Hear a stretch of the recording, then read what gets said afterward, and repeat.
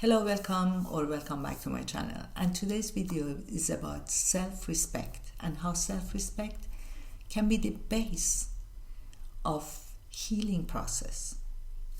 But I want to take a few minutes of your time and tell you that I can't talk about respect without honoring the lost innocent life in recent explosion in Bandar Abbas, Iran. Not because of an accident, but because of decades of cruelty, decades of corruption, decades of chemical negligence. Even the media stayed silent and our leaders just looked away. But we saw, we felt, and we don't forget. In this moment, we should remind ourselves that self-respect is an act of resistance in a world that is trying to take away from us our individuality and collectivity. So today we talk about reclaiming our voice, our truth. I want to hold them in my heart because the fight for dignity is a personal thing, but at the same time is a political and cultural. Thank you for listening and stay with me to the end of this video.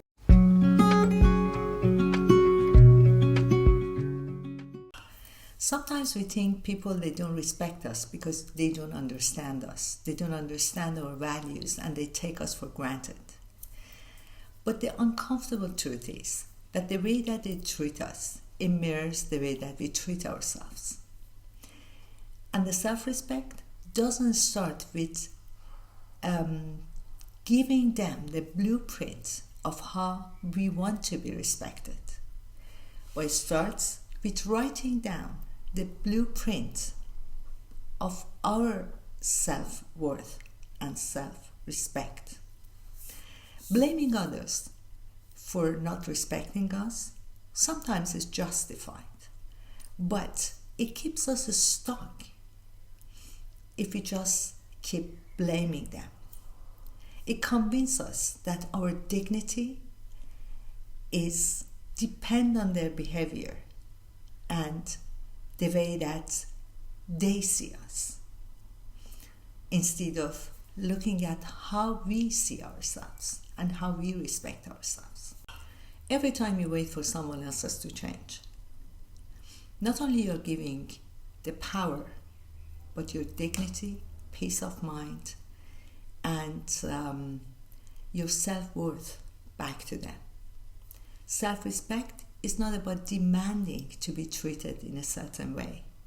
It's about embodying the way that you respect yourself, the way that you believe that you deserve to be treated, whether other people catch up or not.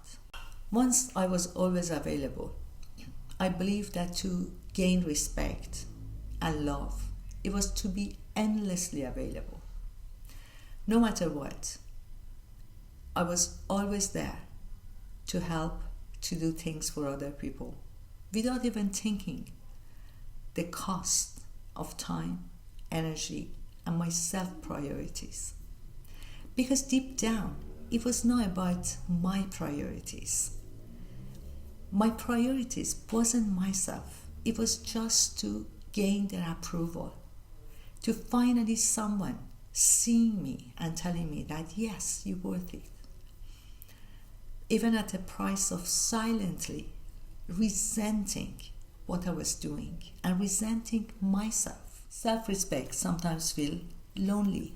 It feels like failure because you are trained to be always available. But the discomfort isn't failure.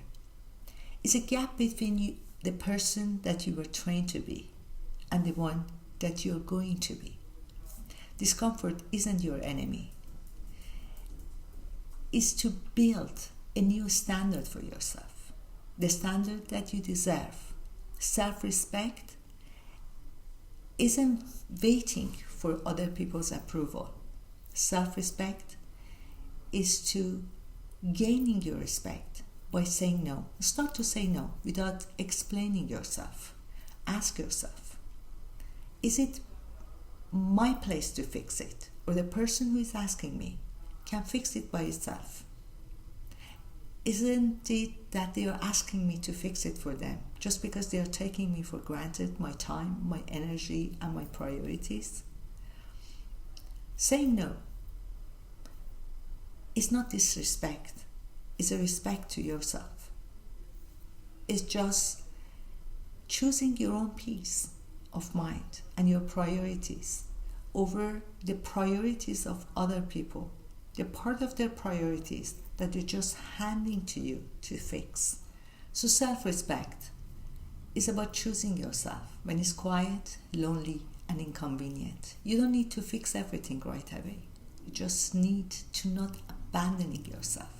So write in the comment below, what's the first step you're taking toward choosing yourself this week? Because self-respect is not a moment, it's a movement that starts inside you. In my next video, we are going to go deeper inside the subject into why healing isn't always feeling good and why real shift happen always when you stay present with this discomfort and you don't escape from it. Until next time, goodbye.